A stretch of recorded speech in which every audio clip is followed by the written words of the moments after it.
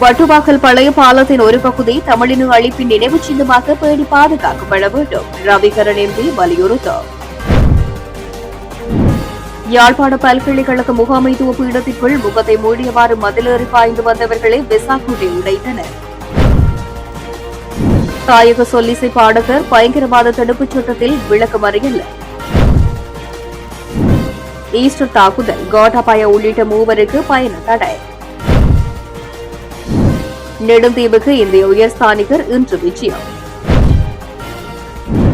மன்னார் மாவட்ட பொது வைத்தியசாலைக்கு 20 லட்சத்திற்கும் அதிக பெறுமதியான மருத்துவ உபகரணங்கள் வழங்கி வைப்பு. உயிரை மாய்த்துக் கொள்ளும் மனநிலையில் சுரேஷ் அலை நீதிமன்றில் அம்பலமான தகவல்கள். காங்கேசன் துறையை வந்தடைந்த பயணிகள் போக்குவரத்து சிவகங்கை கப்பல். மக்களை ஆட்சியின் அங்கமாக்குவதே பிரஜாசக்தி பிரதமர் ஹரடி தெரிவிப்பு. ஜோஷித ராஜபக்சவின் மனு தொடர்பில் நீதிமன்றம் பிறப்பித்த உத்தரவு. செம்மணி மனித புதைக்குழியில் 6 எலும்புக்கூடுகள் அகழ்ந்தெடுப்பு. தொடர்வது விரிவான செய்திகள். முல்லைத்தீவு வட்டுவாகல் பழைய பாலத்தின் ஒரு பகுதியாவது தமிழின அழிப்பின் நினைவு சின்னமாக பேணி பாதுகாக்கப்பட வேண்டும் என வன்னி மாவட்ட பாராளுமன்ற உறுப்பினர் துரைராசா ரவிகரன் வலியுறுத்தியுள்ளார். முல்லைத்தீவு மாவட்ட அபிவிருத்தி ஒருங்கிணைப்பு குழு கூட்டம் இன்று இடம்பெற்ற நிலையில் குறித்த கூட்டத்திலேயே விடயம் தொடர்பில் கலந்துரையாடப்பட்டுள்ளது. ஆரம்பத்திலே வட்டுவாகல் பாலத்தின் பழைய சுவடு இருக்க வேண்டும் என்ற மக்களின் கோரிக்கையாக ஆரம்பத்தில் ஆடியிட்ட இந்த கூட்டத்தில் இங்கே வச்சு தீவிரமாக அதை சொல்லப்பட்டது. அது கவனத்தில் கொள்ளப்படும் என்று திரும்ப சொல்லப்பட்டது ஆடியாக. பிறகும் அந்த தொடர்ச்சியாக 3 கூட்டம் நினைக்கிறேன். அந்த மாவட்ட கூட்டங்களில் இப்போ யாழ்ப்பாண நூலகத்தின் அடையாளங்கள் பழைய அடையாளங்கள் இல்லை, அது முற்றுமுழுதாக இல்லாத நிலைமை இருக்குது. இந்த வட்டுவாகல் பாலத்திலேயாவது ஒரு துண்டாவது அதில் அந்த பழைய பாலத்தின் அடையாளம் கிடக்க வேண்டும் என்று கருத்து மக்களால் தெரிவிக்கப்பட்டதான் நான் இங்கே சொல்லி வச்சேன். அது இப்ப கடைசியில கிட்ட வந்துட்டு உருவாக்கு. அது பாலம் போடுறதுக்கு நன்றி. பாலம் போட்டதுக்கு ஜனாதிபதி விமல் ரத்நாயக்கா அமைச்சர் எல்லாருக்கும் நன்றி. அதுல ஜனாதிபதியிட்ட முதல்வர் கேட்ட போது அவர் அதை போடுறேன்னு சொன்னவர். பிறகு விமல் ரத்நாயக்கா அவர்கள் சபையிலேயே கூட்டத்தில் தெரிவித்த கருத்துகள். அப்ப எல்லாத்துக்கும் நன்றி. இதுல இருந்து ஒரு துண்டு விட முடியாதா? ஏன்னா மக்கள் அதை கேட்குது. என்னன்னா ஒரு சின்ன ஒரு அடையாளமாவது இந்த முள்ளிவாய்க்கால் கொடுமை நடந்தது, அந்த மக்கள் அந்த இடத்தால வந்தது, அது அந்த அடையாளம் இருக்கணும் தான் கோரிக்கை வச்சு கொண்டிருக்கு. அப்ப அதை முற்றுமுழுதான் அடிக்கிறது கொண்டு வைக்கணும். முற்றுமுழுதான் அடிச்சு அப்படியாக அரசாங்கம் செய்யுது என்று சொல்லி கேட்கணும். அப்ப அந்த மக்கள் சார்பாக நான் தான் இதுல கலைக்க முடியும். என்னென்ன கோரிக்கை வச்ச முடியாது. சில பேர் இந்த கூட்டத்துக்குள்ள முழுக்க உடைக்கணும் உடைச்சது இல்லையாது. கூறியது போல ஆரம்பத்தில் ஒப்பு பண்ணவே அந்த தொடக்க இடம் ரோட்டு ஆரம்பிக்கிற இடத்தை நாங்கள் இப்படியே இருக்க வேண்டதுதான் இது. ஆனா இன்னும் உபாலி சமரசிங்க அவர்கள் இதுல கூடுதலா கவனம் செலுத்தணும் மினிஸ்டர். ஏனென்றா ஒரு சின்ன துண்டு ஒரு சின்ன இடம் அது அந்த அடையாளமாக இருக்கப்படும்.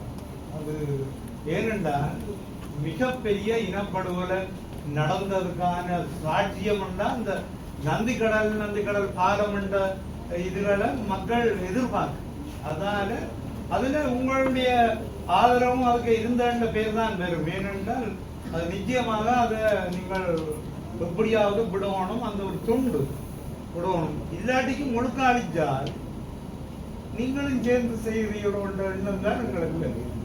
තාක්ෂණයට තියෙන්න පුළුවන් නෙමෙයි වතුර ගලන් යනකොට බාධා වෙන ඒවා. නමුත් උතුමාලා පැත්තෙන් මානසික ඉල්ලීමක් තියෙනවා. මේක ඓතිහාසික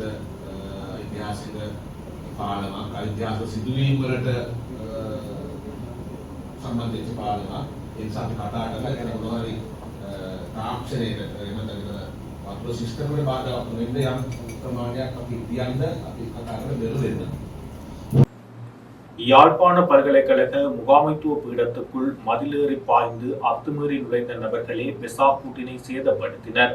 எனவே தேவையற்ற விசன பிரச்சாரங்களை மேற்கொள்ள வேண்டாம் என முகாமைத்துவ கற்கைகள் வணிக பீடாதிபதி பேராசிரியர் என் கங்காதரன் கேட்டுக் கொண்டுள்ளார்.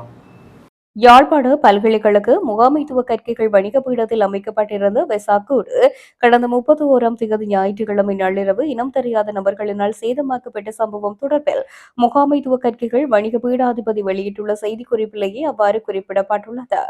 அதில் மேலும் குறிப்பிடப்பட்டிருப்பதாவது, யாழ்ப்பாண பல்கலைக்கழக முகாமைத்துவ கற்கைகள் வணிக பீடத்தில் கல்வி பயிலும் சகல இன மாணவர்களும் ஒற்றுமையுடனும் சகோதரத்துவத்துடனுமே தமது கற்கைகளை மேற்கொண்டு வருகின்றார்கள். ஒவ்வொருவருடைய இன மத சமய சமூக பண்பாட்டு விழுமியங்களுக்கு மதிப்பளிக்கும் வகையில் அந்தந்த காலப்பகுதிகளில் அவரவர் கலாச்சார நிகழ்வுகள் இடம்பெறுவது வழமையாகும். அந்த வகையில் கடந்த வார இறுதியில் பௌத்த மாணவர்களால் 30, 31ஆம் தேதிகளில் வெசாக் நிகழ்வுகளை நடாத்துவதற்கு முறையாக அனுமதி கோரப்பட்டிருந்தது. சகல மதங்களுக்கும் சம மரியாதை அளிக்கும் வகையில் நிகழ்வுக்கு அனுமதி வழங்கப்பட்டிருந்தது. 30ஆம் தேதி சனிக்கிழமை எந்தவித அசம்பாவிதங்களும் இன்றி நிகழ்வுகள் நிறைவு பெற்றிருந்தன. 31ஆம் தேதி இரவு வரை நிகழ்வுகள் அமைதியான முறையில் நடைபெற்று முடிந்த பின்னிரவு 10:50 மணியளவில் முகங்களை துணியால் மூடியபடி மதில் வழியாக பாய்ந்து உள்நுழைந்து இனம் தெரியாத 2 பேர் பீடத்தில் அமைக்கப்பட்டிருந்த வெசாக் அலங்காரத்தை அடித்து சேதப்படுத்துவதை அவதானித்த கடமையில் இருந்த பாதுகாப்பு உத்தியோகத்தர்கள் அவர்களை நோக்கி செல்ல அவர்கள் மதில் பாய்ந்து தப்பி சென்றனர். அதன் பின்னர் மீண்டும் நள்ளிரவு 12:50 மணிக்கு மீளவும் மதில் வழியால் குதித்து உள் நுழைந்துள்ளனர். மீண்டும் அதனை கண்ணுற்ற பாதுகாப்பு உத்தியோகத்தர்கள் அவர்களை விரட்டி சென்றபோது அவர்கள் மதில் ஏறி தப்பி சென்று விட்டனர்.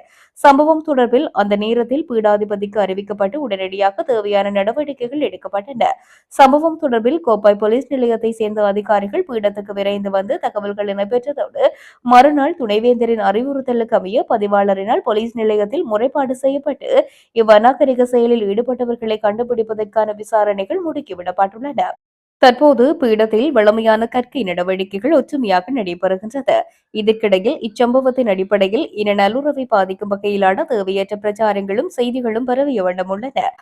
அடிப்படையில் பல்கலைக்கழகத்தின் சுமூகமான இயக்கத்தை குழப்பும் வகையிலும் தமிழ் சிங்கள மாணவர்களிடையே காணப்படும் புரிந்துணர்வை குழப்பும் வகையில் இந்த சம்பவம் மேற்கொள்ளப்பட்டிருக்கலாம் என சந்தேகிக்கப்படுகின்றது. மாணவர்கள் மிக தெளிவாக உள்ளனர். எனவே தேவையற்ற விசம பிரச்சாரங்களினை மேற்கொள்ள வேண்டாம் என அனைவரையும் கேட்டுக் கொள்கின்றேன் என்று குறிப்பிடப்பட்டுள்ளது. தாயக எழுச்சி பாடலை எடிட் செய்து தனது தளத்தில் பதிவிட்ட பாடகர் பயங்கரவாத தடுப்பு சட்டத்தின் கீழ் விளக்கமறியலில் வைக்கப்பட்டுள்ளார். எழுச்சி பாடல் பாடி அதனை சமூக வலைதளங்களில் பகிர்ந்த குற்றச்சாட்டில் இளைஞர் ஒருவர் கைது செய்யப்பட்டுள்ளார். யாழ்ப்பாணம் சாவகச்சேரி பகுதியில் அண்மையில் இடம்பெற்ற ஆலய திருவிழாவை முன்னிட்டு நடைபெற்ற இசை நிகழ்வில் கிளிநொச்சியை சேர்ந்த சொல்லிசை கலைஞரான இளைஞன் பக்தி பாடல்கள் மற்றும் தென்னிந்திய திரைப்பட பாடல்களை பாடியுள்ளார். தான் இசை நிகழ்வில் பாடிய குறித்த பாடல் காணொலிகளுக்கு ஏற்கனவே தனது இசை சேர்க்கையில் பாடிய சொல்லிசை எழுச்சி பாடலை இணைத்து அதனை தனது சமூக ஊடகங்களில் பகிர்ந்துள்ளார். குறித்த பாடல்கள் சமூக ஊடகங்களில் வைரலானதை அடுத்து தென்னிலங்கையில் பலரும் கடுமையான விமர்சனங்களையும் இனவாத கருத்துக்களையும் முன்வைத்தனர். இந்நிலையில் குறித்த காணொலி தொடர்பில் விசாரணைகளை மேற்கொண்டு மாவட்ட குற்றத்தடுப்பு போலீஸ் பிரிவினர் பாடலை பாடிய கிளிநொச்சியை சேர்ந்த இளைஞனை கைது செய்து சாவகச்சேரி போலீஸ் நிலையத்தில் ஒப்படைத்துள்ளனர். காவற்குழி பிரதேசத்தில் உள்ள ஒரு கோவில் ஒன்றின் திருவிழாவின் போது இசை நிகழ்ச்சி ஒன்றில் பாடல்களை பாடிய ஒருவர் தான் அவ்விதம் பாடும்போது பதிவு செய்யப்பட்ட காணொளிக்கு தமிழில் புரட்சிகரமான வசனங்களை கொன்ற பாடல் ஒன்றை டப்பிங் முறையில் பதிவு செய்து அதனை சமூக வலைத்தளத்தில் பதிவிட்டதன் மூலம் விடுதலை புலிகள் அமைப்பை மீளுருவாக்கம் செய்ய முயற்சிக்கிறார் என்று குற்றம் சாட்டப்பட்டு இன்றைய தினம் யாழ்ப்பாணம் மாவட்ட குற்றத்தடுப்பு பிரிவினரால் சங்கீத்சன் என்ற இளைஞர் ஒருவர் முற்படுத்தப்பட்டிருந்தார். குறித்த வழக்கு தொடர்பில் இன்றைய தினம் நீதிமன்றத்தில் அவரை விடுவிக்க வேண்டும் என்று சமர்ப்பணங்களை செய்துள்ளோம். அந்த சமர்ப்பணத்தில் குறிப்பாக குறித்த வீடியோவில் பதிவாகியுள்ள அந்த தமிழ் புரட்சிகர கவிதையானது விடுதலை புலிகளை போற்றுவதாகவோ அல்லது விடுதலை புலிகள் என்ற அந்த வசனங்கூட இல்லாத அல்லது விடுதலை புலிகளுடைய சின்னங்கள் அல்லது இலச்சினைகள் விடுதலை புலிகளுடைய தலைவர் பிரபாகரனுடைய பெயர் அல்லது தடை செய்யப்பட்ட எந்த இயக்கத்தினுடைய பெயரையோ கொண்டிராத வசனங்களை உரிய ஒரு புரட்சிகர கவிதையாக இருந்ததென்றும் இப்படியாக வீரம் செறிந்த புரட்சிகரமான கவிதைகளை இயற்றுவது அல்லது அப்படியான கவிதை பாரம்பரியம் உள்ள ஒரு இனமாக நாங்கள் இருக்கின்றோம். அகநானூறு, புறநானூறு, ஏன் பாவேந்தர் பாரதிதாசனுடைய கவிதைகளில் கூட அப்படியான பாடல்கள் இடம்பெற்றிருக்கின்றன. அப்படியான பழைய இலக்கியங்கள் எங்களுடைய பாடத்திட்டங்களிலும் பல்கலைக்கழகங்களிலும் கற்பிக்கப்படுகின்றன என்பதாக எல்லாம் என்னுடைய வாதத்தை முன்வைத்திருந்தேன். குறிப்பாக போலீசார் அந்த புரட்சிகரமான பாடலில் தமிழீழம் என்ற ஒரு சொல்லு இடம்பெற்றிருப்பதாக குறிப்பிட்டிருந்தார்கள். அது தொடர்பிலும் அவர்களுக்கு விளக்கம் அளிக்கப்பட்டது. ஏற்கனவே தமிழீழ விடுதலை இயக்கம் என்ற பெயரில் இலங்கை தேர்தல் திணைக்களத்தில் பதிவு செய்யப்பட்ட ஒரு அரசியல் கட்சி இருக்கின்றது. அதே போல் கடந்த காலங்களில் விடுதலை புலிகளின் மக்கள் முன்னணி என்ற பெயரில் அரசியல் கட்சி ஒன்று இருந்தது. இப்பொழுதும் தமிழ் மக்கள் விடுதலை புலிகள் என்ற பெயரில் அரசியல் கட்சி தேர்தல் திணைக்களத்தில் பதிவு செய்யப்பட்டுள்ளது. ஆனால் இந்த இளைஞன் இயற்றிய பாடலில் விடுதலை புலிகளுடைய பெயர் கூட இருக்கவில்லை. அப்படி இருக்கும் பொழுது எப்படியாக விடுதலை புலிகளை மீளுருவாக்கம் செய்வது என்று குற்றம் சாட்ட முடியும் என்று என்னுடைய சமர்ப்பணத்தில் கேள்வி எழுப்பியிருந்தேன். அந்த இளைஞர் பதிவேற்றம் செய்ததாக கூறப்படுகின்ற அந்த கவிதையில் 2 வீரமிக்க விலங்குகளை கூட அவர் குறிப்பிட்டு பாடியிருந்தார். ஒரு கட்டத்தில் அவர் தங்களை சிங்கம் என்று குறிப்பிட்டிருக்கிறார். இன்னும் ஒரு கட்டத்தில் வேங்கைகள் என்று குறிப்பிட்டிருக்கின்றார். 2மே வீரமிக்க விலங்குகள் என்பதால் வீரமிக்க இனத்தை குறிப்பதற்கு அவர் குறிப்பிட்டிருக்காரே தவிர விடுதலை புலிகளை மீளுருவாக்கம் செய்கின்ற நோக்கம் அவருக்கு இல்லை என்றும், அதுபோல குறித்த வீடியோ சம்பந்தமான சான்றுகள், அதாவது தடவியல் சான்றுகள் கௌரவ மன்றை திருப்திப்படுத்தக்கூடிய விதத்தில் போலீசாரால் முன்வைக்கப்படவில்லை என்ற அடிப்படையிலும் இந்த பயங்கரவாத தடை சட்டம் சட்ட விமர்சகர்களால் மிக மோசமான கொடூரமான சட்டம் என்று சொல்லப்படுகின்ற சட்டம், அப்படியான சட்டத்தின் கீழ் ஒருவர் விளக்கமறியலில் வைத்தால் அவரை பிணையில் விடுவிப்பதற்கு நீதிமன்றத்துக்கு அதிகாரம் இல்லை என்ற அடிப்படையில் விளக்கமறியலில் வைப்பதற்கு முன்னர் பத்மநாதன் எதிர் பொறுப்பதிகாரி தேசிய புலனாய்வு பணியகம் என்ற தீர்க்கப்பட்ட வழக்கில் குறிப்பிடப்பட்டிருக்கிற வழிகாட்டல்களை பின்பற்றுமாறும் நீதிமன்றத்துடன் நான் இறைஞ்சி வேண்டியிருந்தேன். ஆயினும் குறித்த இளைஞர் இதுவரும் 17ஆம் தேதி வரை விளக்கமறியலில் வைக்கப்பட்டுள்ளார். ஈஸ்டர் ஞாயிறு பயங்கரவாத தாக்குதல் தொடர்பான விசாரணைகளுக்கு அமைவாக முன்னாள் ஜனாதிபதி கோட்டபய ராஜபக்ச மற்றும் 2 இராணுவ அதிகாரிகளுக்கு வெளிநாட்டு பயணத்தடை விதித்து கோட்டை நீதவான் பசன் அமரசேன உத்தரவு பிறப்பித்துள்ளார். ஈஸ்டர் ஞாயிறு பயங்கரவாத தாக்குதல் தொடர்பாக அரசு புலனாய்வு சேவையின் முன்னாள் பணிப்பாளர் ஓய்வு பெற்ற மேஜர் ஜெனரல் சுரேஷ் ஜலி சந்தேக நபராக பெயரிடப்பட்டுள்ள வழக்கு இன்றைய தினம் புதன்கிழமை விசாரணைக்கு எடுத்துக் கொள்ளப்பட்ட போது இந்த உத்தரவு பிறப்பிக்கப்பட்டது. யாழ்ப்பாணத்துக்கு உத்தியோகபூர்வ விஜயத்தை மேற்கொண்டுள்ள இலங்கைக்கான இந்திய உயர்ஸ்தானிகர் சந்தோஷ் ஜா நெடுந்தீவுக்கு சென்று திரும்பினார். நெடுந்தீவில் முன்னெடுக்கப்பட்டு வரும் இந்திய உதவியுடனான சூரிய சக்தி மின் நிலையத்தை நேரில் சென்று பார்வையிட்ட இந்திய உயர்ஸ்தானிகர் அங்கு இடம்பெறும் தற்போதைய செயல்பாடுகள் குறித்து அங்கிருந்த அதிகாரிகளுடன் விரிவாக கேட்டறிந்து கொண்டார்.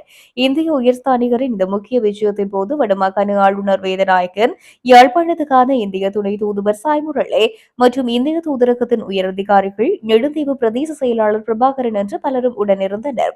இதேவேளை நெடுந்தீவு மகா வித்தியாலய மாணவர்களுக்கான நூலகத்தினை இலங்கைக்கான இந்திய உயர்ஸ்தானிகர் சந்தோஷியா இன்று வைபவ ரீதியாக திறந்து வைத்துள்ளார். யாழ்ப்பாணத்துக்கு உத்தியோகபூர்வ விஜயம் ஒன்றை மேற்கொண்டுள்ள இலங்கைக்கான இந்திய உயர்ஸ்தானிகர் சந்தோஷியா நெடுந்தீவுக்கு இன்று சென்ற போது பாடசாலை நூலகம் திறந்து வைக்கப்பட்டதுடன் நூலகத்திற்கு தேவையான ஒரு தொகுதி நூல்களும் அவரால் வித்தியாலய அதிபரிடம் கையளிக்கப்பட்டது. அத்துடன் பாடசாலை நூலகத்திற்கு தளபாடங்கள், 100 மாணவர்களுக்கு புத்தக பைகள், கற்றல் உபகரணங்கள், இசைக்கருவிகள் என்பனவும் வழங்கி வைக்கப்பட்டன. மகா வித்தியாலயத்திற்கு வருகை தந்த இலங்கைக்கான இந்திய உயர்ஸ்தானிகர் அடங்கிய குழுவினரை அதிபர்கள், ஆசிரியர்கள், மாணவர்கள் சிறப்பாக வரவேற்றிருந்தமை குறிப்பிடத்தக்கது. மன்னார் மாவட்ட பொது வைத்தியசாலை அபிவிருத்தி குழு மற்றும் வைத்தியசாலை பணிப்பாளர்களின் விசேட கோரிக்கைகளுக்கு அமைவாக வைத்தியசாலையின் பயன்பாட்டுக்காக சுமார் 20 லட்சம் ரூபாவுக்கும் அதிக பெறுமதியான அத்தியாவசிய மருத்துவ உபகரணங்கள் இன்றைய தினம் உத்தியோகபூர்வமாக வழங்கி வைக்கப்பட்டது. ஜேர்மன் மக்கள் மற்றும் அந்நாட்டு அரசாங்கத்தின் அனுசரணையில் international human rights global mission அமைப்பின் ஒருங்கிணைப்புடன் இந்த செயல் திட்டம் முன்னெடுக்கப்பட்டுள்ளது. சட்டத்தரணி லுக்மான் சஹாப்தீன் அவர்களின் ஒழுங்கமைப்பில் வைத்தியசாலைக்கு தேவையான இந்த மருத்துவ உபகரணங்கள் இன்றைய தினம் வைத்தியசாலை அபிவிருத்தி குழுவினால் வழங்கி வைக்கப்பட்டுள்ளது. இதன்போது நோயாளிகளுக்கான சக்கர நாற்காலிகள், ஏர்முறை மருத்துவ உபகரணங்கள், சேலின் தாங்கிகள், ஊன்றுகோல்கள் போன்ற அத்தியாவசிய உபகரணங்கள் கையளிக்கப்பட்டன.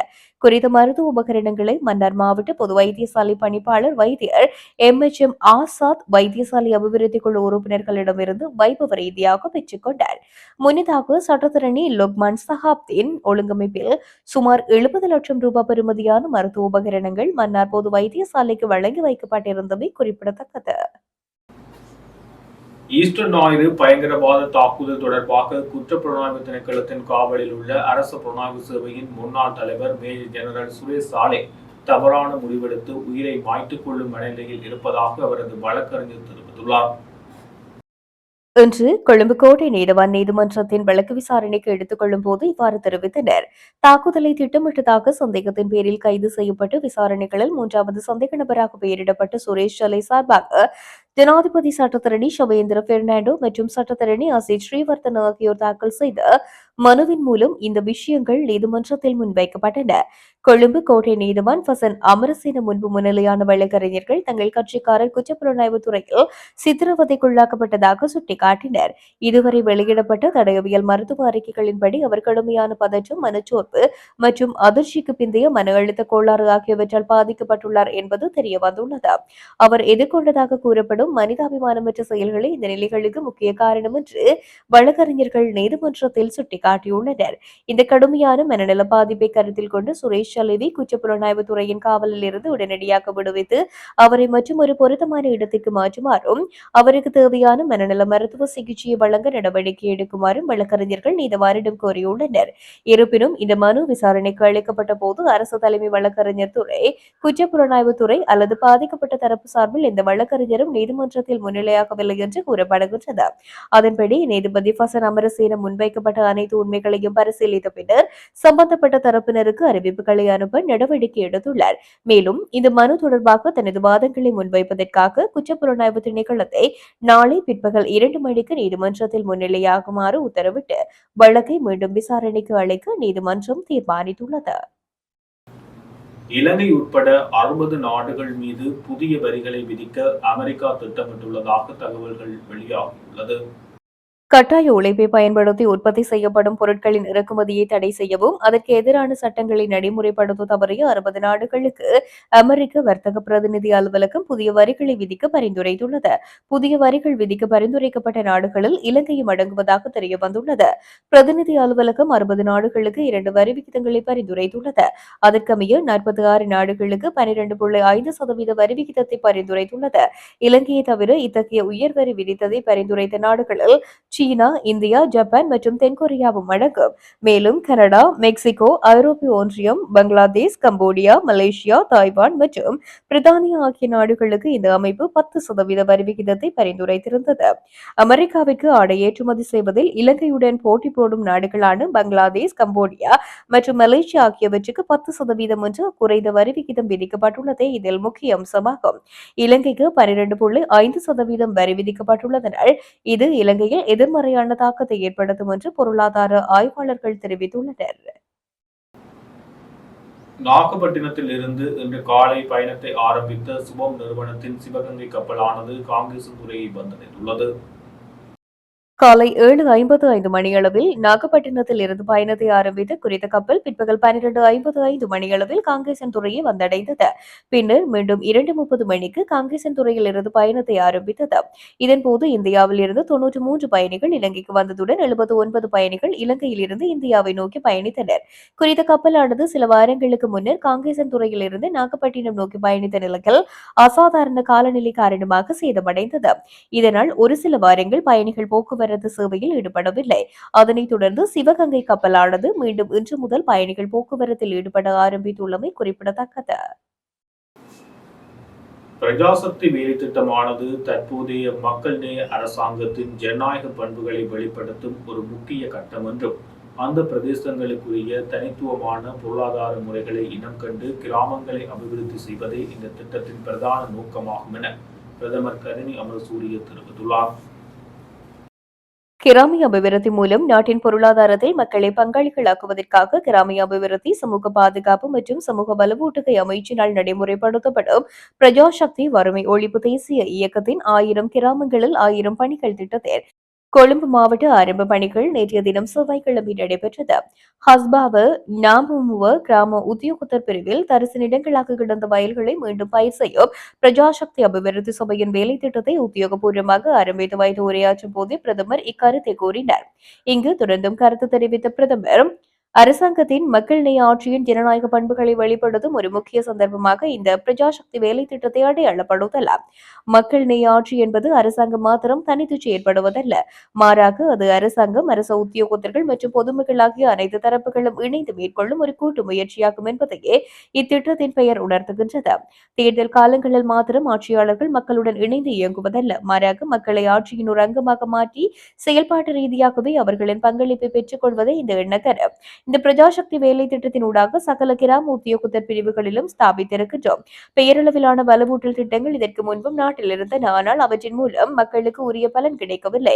அரசியல்வாதிகள் மட்டுமே அதன் மூலம் வலுவடைந்தனர். பிறரை சார்ந்திருக்கும் மனநிலையில் இருந்து விடுபட்டு எமது நாட்டு மக்கள் கடந்த 2024ஆம் ஆண்டில் மேற்கொண்டு அரசியல் மாற்றத்தை அடுத்து நாட்டை தங்களது சொந்த உழைப்பால் கட்டியெழுப்பும் பொறுப்பை தம் கைகளில் எடுத்து இந்த வேலை திட்டத்துடன் இணைந்திருக்கின்றார்கள். பொருளாதார வலுவூட்டலை இலக்காக கொண்டு தமது பிரதேசத்திற்குரிய தனித்துவமான பொருளாதார முறையை கண்டறிந்து அதனை கட்டியெழுப்புவதை இந்த திட்டங்கள் மூலம் வெற்றிகரமாக மேற்கொள்ள முடியும். உலக அரசியல் பின்னணியில் ஏற்பட்டிருக்கும் தற்போதைய நெருக்கடி நிலைமைகளில் பொருளாதார பாதுகாப்பிற்காக தன்னிறைவு பெற்ற வாழ்க்கை முறையானது எந்த ஒரு நாட்டு மக்களுக்கு மிக முக்கியமானதாகவே அமைகின்றது. உலகளாவிய சவால்களுக்கு முகம் கொடுக்கக்கூடிய வகையில் பலமான பொருளாதாரத்தை உணவு பாதுகாப்பினூடாக நாம் கட்டியெழுப்ப வேண்டும். அரசாங்கம், அதிகாரிகள் மற்றும் பொதுமக்களுக்கு இடையே சிறந்த ஒருங்கிணைப்பை பேணுவதன் மூலம் இந்த திட்டங்களினூடாக மக்களின் வறுமை முழுமையாக ஒழிக்கப்படும் என்றார். அத்துடன் அப்போது ஒரு வளமான நாடு உருவாவதோடு ஒட்டுமொத்த மக்களுக்கும் இயல்பாகவே அழகானதொரு வாழ்க்கையும் உருவாக்கும் என்றும் பிரதமர் கூறினார். குறித்த இந்த நிகழ்வில் கொழும்பு மாவட்ட ஒருங்கிணைப்பு குழு தலைவரும் நாடாளுமன்ற உறுப்பினருமான லக்ஷ்மண் நிபுணராஜி, ஹஸ்பாப நகரசபை தலைவர் சாமர மத்துமகலுகே, பொருளஸ்கமு நகரசபை தலைவர் என்று பலர் கலந்து கொண்டிருந்தார்கள்.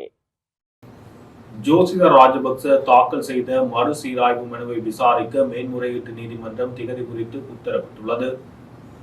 பணச்செலவை தடுப்பு சட்டத்தின் கீழ் தமக்கு எதிராக பதிவு செய்யப்பட்ட சதி குற்றச்சாட்டுகளை மேற்கொண்டு விசாரணைக்குட்படுத்த முடியும் என கொழும்பு மேல் நீதிமன்றம் பிறப்பித்த உத்தரவை ரத்து செய்ய கோரி ஜோஷித ராஜபக்ஷ மறுசீராய்வு மனு ஒன்றை மேன்முறையீட்டு நீதிமன்றத்தில் தாக்கல் செய்திருந்தார். இந்த நிலையில் இன்று குறித்த மனு விரிவாக பரிசீலிக்கப்பட்ட பின்னர் அதனை விசாரணைக்கு ஏற்றுக்கொள்ள உத்தரவிட்டுள்ள மேன்முறையீட்டு நீதிமன்றம் அதற்கான திகதியை நிர்ணயித்து உத்தரவு பிறப்பித்துள்ளது. இதன் அடிப்படையில் ஜோஷித ராஜபக்ஷவின் மறுசீராய்வு மனு எதிர்வரும் 16ஆம் தேதி விசாரணைக்கு எடுத்துக் கொள்ளப்பட உள்ளது. மனு பரிசீலிக்கப்பட்ட போது மனுதாரர் ஜோஷித ராஜபக்ஷ நீதிமன்றத்தில் முன்னிலையாக இருந்தமை குறிப்பிடத்தக்கது. செம்மணி மனித புதைகுழியின் 3ஆம் கட்ட அகழ்வில் இன்றைய தினம் 5 எலும்புக்கூட்டு தொகுதிகள் அடையாளம் காணப்பட்டதுடன் 6 எலும்புக்கூட்டு தொகுதிகள் முழுமையாக அகழ்ந்தெடுக்கப்பட்டுள்ளது.